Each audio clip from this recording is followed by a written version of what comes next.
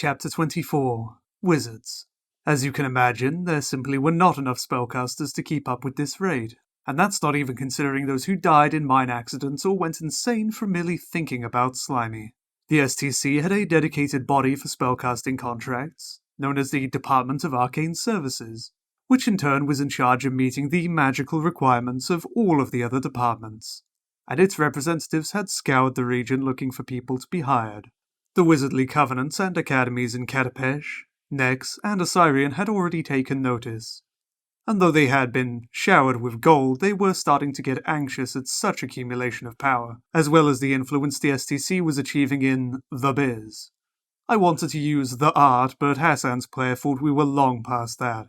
Concerns ran the gambit from millennial covenants being broken down as its members were convinced with wealth beyond their dreams to magical academies being emptied of students. As spellcasters became more and more scarce, the Department of Arcane Services was forced to start recruiting from just about anyone that could light a match with their fingers to meet the quotas, including warnings regarding the excessive use of magic in unethical and uncontrolled ways and all of the terrible things that could happen because of this.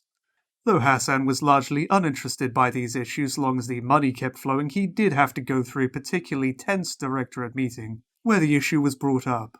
There were, simply put, no more spellcasters left in Eastern Garund.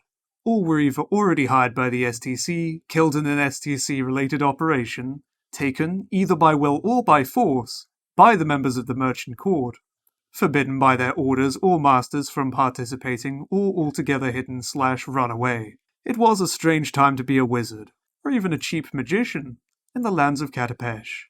Now, those that have read about Galarian know that there are two wizardly nations right to the south of Katapesh, Nex and Geb, both founded in times immemorial by arch-wizards. Nex was a land of immensely powerful spellcasters, while Geb had turned to the arts of necromancy, and everything there ran on zombie power.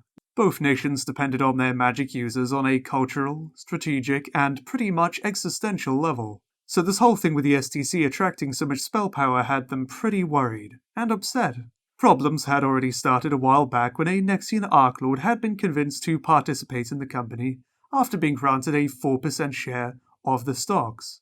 Since it was believed the STC could be in tandem with Nex's mortal enemies the Geb, both nations hold a very uneasy peace after centuries of conflict, so the current situation only helped to increase tensions. To make matters even worse, the Department of Arcane Services reported the deeds of one Vernon Bundlebitter, chief of elemental herding in the Saltspit Katapesh route, who had been stirring trouble by going all Bolshevik and was trying to form a union of spellcasters to demand better working conditions. If it had been some random miners, it would have just been a matter of getting some gnolls and letting them loose on the protesters. But these guys were wizards, both dangerous if angry and a scarce resource necessary for the operation. So the STC was forced to negotiate, granting several benefits to the Spellcasters Union, including such things as better pay, the creation of a schedule system to properly sort out working turns, and the always treasured personal latrines. A library and laboratory would have to be constructed for spellcasters to have a chance to develop personal projects, although the STC would have priority rights for purchasing and owning of particularly lucrative discoveries and inventions. And in general, it gave the Union a lot of leeway and influence over the company. Words had been discussed about giving the organization access to some percentage of the shares, but Hassan managed to block that deal. One good thing came out of the Spellcasters Union formation, though, which was a more organized access to magic users, as well as an optimization of the use of those the STC already had under payroll. Although Bundlebitter tried to keep the relations tense and strained for political gain, a turban-wearing gnome sorcerer and member of the Union by the name of Baganoush opted for a more cooperative approach, and offered the Directorate to handle the acquisition of spellcasters from distant locales.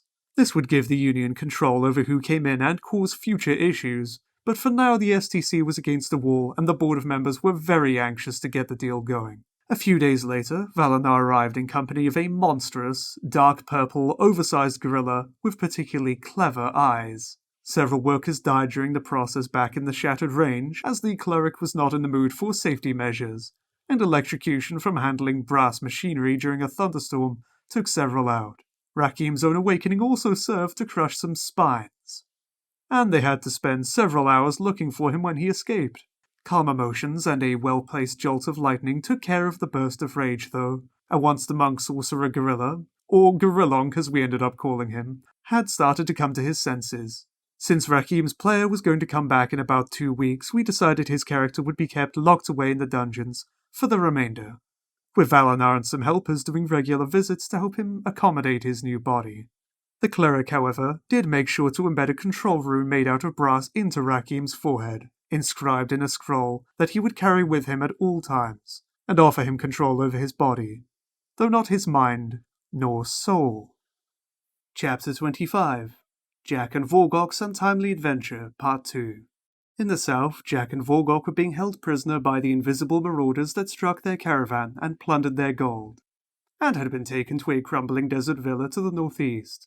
As it turned out, the bandits were under the command of a dreaded desert pirate by the name of Praro LaFay, a nemesis from Jack's own background story. So that part served to do some dramatic sword and cape adventure, which ended in a sword fight while mounted on a Pegasus and a flying carpet among the exploding remains of a dune sailing ship, and many cheesy dialogue lines. They also found some vials of mercurial water drawn from the endless sea spreaded at the base of Mount Celestia, which later Jack found out was a legendary means of washing away sins, and poured some on his own head in order to correct his alignment. He kept more for himself, arguing that the STC now had a way to make people do really bad stuff and still feel good about it. Before LaFay's climactic defeat and the mandatory "You have not seen the last of me" prior to being engulfed by an explosion, however, they did manage to discover they had been sent there by none other than Prince Osman bin Hassir, their most trusted associate and one of the major stockholders within the Saltspit Trading Company. To what purpose it was yet unknown, but clearly the gold was a factor, as LaFay's men had brought a dozen desertic Oliphants to carry the treasure back to Katapesh. They decided to leave Vorgok in charge of recovering the treasure, with the help of the handful of their own men that had been kept alive by the bandits for precisely the same task, while Jack would take the flying carpet they stole from LaFay's personal belongings to quickly return to Saltspit and give the heads up to the rest of the party. In theory, at least, it was a good idea, just that neither of them had properly factored Vorgok into the equation. So Jack gets back to Saltspit within a day, giving the news to Hassan and Valanar. Jack wanted to confront the prince via Crystal Ball, but Valanar advised prudence, reminding everyone that the prince still held valuable assets belonging to the company back in Katapesh, and that it would be best to pay him a personal visit. With some assurance that Vorgok was totally in control of the treasure, they took some days to tie up the aforementioned issues, including the arrival of a denizen of Leng, which had to be convinced to remain within the accommodations of their palace. Valanar did make sure to put the Department of Arcane Services on notice and request some extra spellcasting support around the building, just in case, before taking a portal to Katapesh. As it turned out, though, Vorgok had decided to take the initiative by mounting an attack on the prince's palace with an Oliphant stampede. The logistics of getting the Oliphants to Katapesh was not that hard, considering the creatures were trained to go back and forth between the city and the spice farms of Salashem to the south. The creatures belonged to a Vujrani spice trading company. The problem was getting them through the city gates. They usually unloaded in the markets surrounding the walls, an issue which Vorgok solved by tying them together in a two-per-row formation with enormously thick ropes taken from the nearby piers, and steamrolling through the city streets. The barbarian himself travelled inside a boat he tied to the last row of Oliphants, yelling, "Now Stomper! Now Crusher! Now Smasher and Crunch! On Splatter, on Breaker, on Splitter and Crumbler! Let's meet this princeling and beat down his gate. For treason committed, his neck we will get." As usual, his words adapted to make sense in English as we play in Castilian. So it was an Oliphant sleigh. By the time the rest of the party had arrived, Vorgok's elephantine assault was already cutting through the city across the Golden Peacock Square and into the prince's well-guarded, yet not Oliphant-resistant, courtyard. A massive, ground-breaking stomp, which seemed to almost crumble the towering palace down, brought everyone to their knees, as 12 ridiculously oversized pachyderms, loaded with gold, half of which was now scattering across the streets, suddenly making a lot of people very rich, smashed against the gates, crushed most of the palace's guards, and broke everything there was that could be broken, and then some. While everyone had to commend Vorgok for his hands-on approach, the whole thing really cut down the options regarding finding a solution, In a rather impulsive move, the party decided to kidnap the prince, while the barbarian pretty much disintegrated the abode and everyone in it, and head back to Saltzburg. Impulsive, I say, because amidst all the trouble, screaming, and rumble, they completely forgot that they left behind millions of gold pieces. Sure, the fountain could give them that back in a week once the thing was fully operational, but that was still 2.5 months away. And after all that happened, it seemed they would be needing that golem army rather soon. On the sidelines, dumping all that gold back into Katapesh was the last strain on its already troubled economy. Last time, they spent ludicrous amounts of money causing severe financial stress in the city as prices went bananas in all directions, and clogging the trade networks. But in a way, the effect was constrained by the fact most of the money ended up in a rather small circle of merchants, and given time it would have fixed itself. This time, however, over 3 million pieces of gold, enough to buy around 170 million chickens, had been laid all over the city, falling into the hands of anyone who happened to be there and managed to not get crushed by the tidal wave of oliphants. This meant the gold would strike pretty much on all levels of the economy as the people ran to spend the money on just about anything.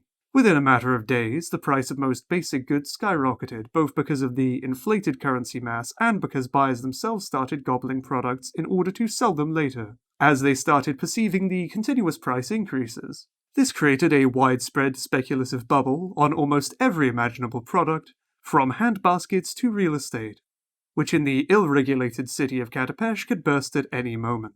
Not to mention people were getting furious as their newly found riches suddenly devalued by a factor of 100. If there was any time the Pact Masters would be moved to intervene, that time was now.